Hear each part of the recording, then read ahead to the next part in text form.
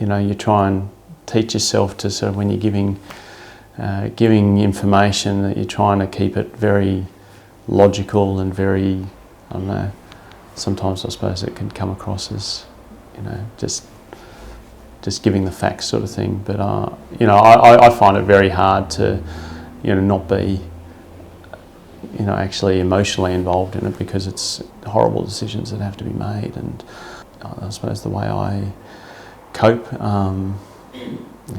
sort of, I probably get strength from them, to be honest.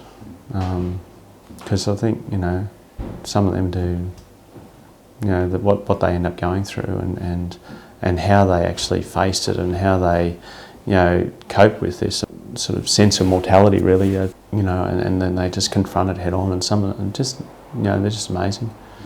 And so even when there's it's sort of not the best outcome from a therapy point of view, I mean, what some of these guys do is, just amazes me, and what they can, still have, positive attitude, and sort of, do what they can, and get out and, help others. And it doesn't make me feel good about the situation, it makes me feel good about them. And I suppose it's, if they can get to that sort of headspace, and that everything's going to be okay, then, I can probably get there with them. But it still doesn't take away from the fact that it's miserable sometimes.